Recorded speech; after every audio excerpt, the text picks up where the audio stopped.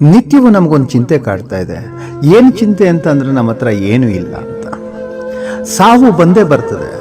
ಒಬ್ಬನಿಗೆ 10 ವರ್ಷಕ್ಕೆ ಬರ್ತದೆ, 15 ವರ್ಷಕ್ಕೆ ಬರ್ತದೆ, 30 ವರ್ಷಕ್ಕೆ ಬರ್ತದೆ, 40 ವರ್ಷಕ್ಕೆ ಬರ್ತದೆ, 45 ವರ್ಷಕ್ಕೆ ಬರ್ತದೆ.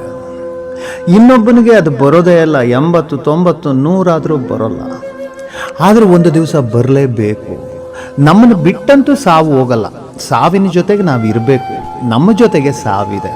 ನಾವು ಏನು ಮಾಡ್ತಾ ಇದ್ದೀವಿ ಅಂತಂದರೆ, ಕಾಲದ ಮಿತಿಯನ್ನು ನಾವು ಗಳಿಸ್ತಾ ಇದ್ದೀವಿ ಅಂತ ತಿಳ್ಕೊಂಡಿದ್ದೀವಿ. ಆದರೆ ಆಯುಷನ್ನು ಕಳ್ಕೊಳ್ತಾ ಇದ್ದೀವಿ ಅಂತ ಹೇಳಿ ಯೋಚನೆನೇ ಮಾಡೋಲ್ಲ.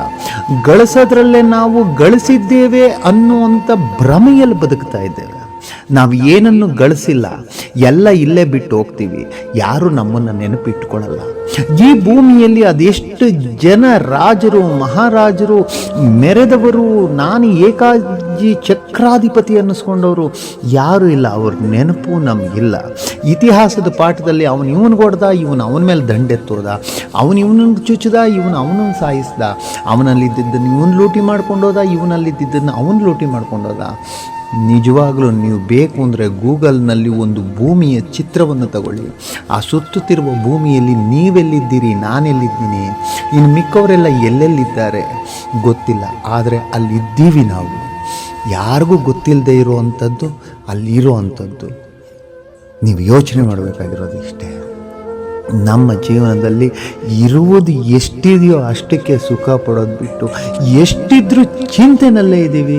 ಯಾವ ಚಿಂತೆನಲ್ಲಿ? ನನ್ನ ಹತ್ರ ದುಡ್ಡಿದೆ, ಹಣ ಇದೆ, ಐಶ್ವರ್ಯ ಇದೆ, ನನ್ನ ಮಗ ಸರಿ ಇಲ್ಲ, ನನ್ನ ಹತ್ರ ತುಂಬ ಜನ ಬರ್ತಾರೆ, ಅವರು ಎಲ್ಲವನ್ನು ಖರ್ಚು ಮಾಡಲಿಕ್ಕೆ ತಯಾರಾಗಿರ್ತದೆ ಇರ್ತಾರೆ. ಆದರೆ ಅವರ ಕಾಯಿಲೆಯನ್ನು ವಾಸಿ ಮಾಡಲಿಕ್ಕೆ ಡಾಕ್ಟ್ರ್ ಕೈನಲ್ಲೂ ಆಗಲ್ಲ. ಇಂಥದ್ದು ಬಹಳಷ್ಟು ಜನ ನನ್ನಲ್ಲಿ ಬರುವಂಥದ್ದು ಇರ್ತದೆ. ಯಾಕೆ ಅಂದರೆ ಅವ್ರಿಗೆ ಒಂದೇ, ನನ್ನ ಹತ್ರ ಏನೂ ಇಲ್ಲ ಅಂತ. ಕಾರಿದೆ, ಬಂಗ್ಲಾ ಇದೆ, ಜಮೀನಿದೆ, ಆಸ್ತಿ ಇದೆ, ಅವನ ಮನಸ್ಸಿನಲ್ಲಿರೋದು ನನ್ನ ಹತ್ರ ಏನೂ ಇಲ್ಲ ಅಂತ. ಇದು ಇಂದಿರಾ ಗಾಂಧಿಗೂ ಕಾಡಿದೆ, ನೆಹರುಗೂ ಕಾಡಿದೆ, ಮಹಾತ್ಮ ಗಾಂಧಿಗೂ ಕಾಡಿದೆ, ನನಗೂ ಕಾಡ್ತಾ ಇದೆ, ನಿಮಗೂ ಕಾಡ್ತಾ ಇದೆ. ನನ್ನ ಹತ್ರ ಏನೂ ಇಲ್ಲ. ಇರುವಷ್ಟರಲ್ಲಿ ಸಂತೋಷ ಪಟ್ಟವನು ಯಾರಾದರೂ ಇದ್ದರೆ ಅವನೇ ನಿಜವಾದ ತೃಪ್ತಿಯನ್ನು, ಆನಂದವನ್ನು ಜೀವನದಲ್ಲಿ ಪಟ್ಟಿದ್ದಾನೆ ಅಂತ. ನಿಮ್ಮ ಹತ್ರ ಇರೋದೇ ಬಹಳಷ್ಟಿದೆ, ಯಾವುದನ್ನು ನೀವು ತಗೊಂಡೋಗಲ್ಲ. ಅಂದಮೇಲೆ ಇರೋದೆಲ್ಲ ನಿಮ್ಮದೇ. ಆ ಭಾವನೆ ನಿಮಗೆ ಯಾಕೆ ಬರಲ್ಲ?